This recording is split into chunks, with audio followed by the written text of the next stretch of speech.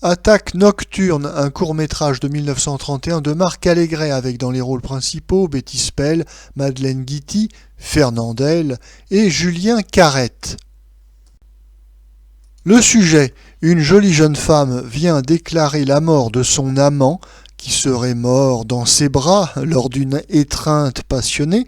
Elle vient donc déclarer ce décès au commissariat à Fernandel, qui est le commissaire de police. Celui-ci se rend donc sur place avec la jeune femme qui le supplie de faire disparaître le cadavre du lit conjugal car son mari doit revenir d'un instant à l'autre.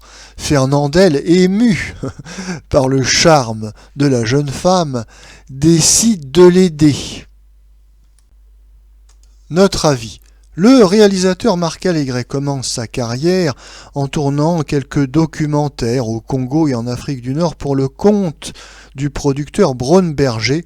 Braun-Berger qui va lui demander, à l'aube du cinéma parlant, de tourner également des comédies. C'est ainsi que Marc Allégret sera l'assistant de Robert Fleuret dans le tournage du film Le Blanc et le Noir en 1930. Enfin, assistant.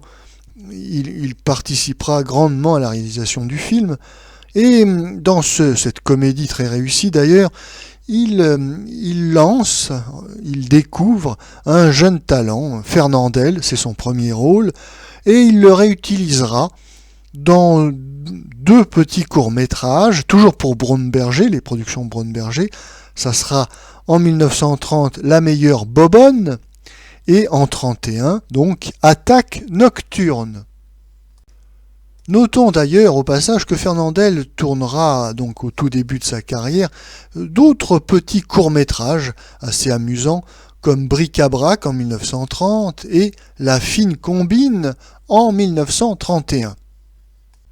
S'agissant plus particulièrement d'Attaque nocturne, notons tout d'abord que l'histoire, bien que macabre, est assez rigolote, puisque cette histoire de déclaration de décès d'un amant mort en pleine étreinte dans les bras de sa maîtresse est assez cocasse, et cela d'autant plus que le commissaire de police, qui est donc chargé de constater le décès, va se laisser amadouer par la jolie jeune femme qui est donc la cause du drame. Il va se laisser amadouer et donc, bon, on n'en dit pas plus, mais enfin, tout ça est assez rigolo. Mais bien sûr, l'attraction principale de ce film, c'est Fernandel. Fernandel qui en 1930 est avant tout un chanteur de music-hall. C'est un acteur débutant, comme on peut le constater. Il a une diction très scolaire et il a un jeu un peu guindé et très rigide. Sans être mal à l'aise, il est appliqué. Ça n'est donc pas tout à fait le Fernandel que l'on connaît, au jeu si expressif, si mobile, plein de fantaisie et d'assurance. Non, nous avons un Fernandel appliqué, oui, dans son métier d'acteur.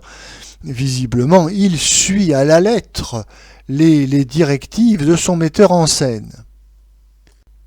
Mais la banalité même du jeu de Fernandel dans Attaque nocturne constitue un spectacle intéressant pour le spectateur puisque on scrute, on observe Fernandel pour voir ses hésitations, ses petits défauts, sa diction un peu monocorde.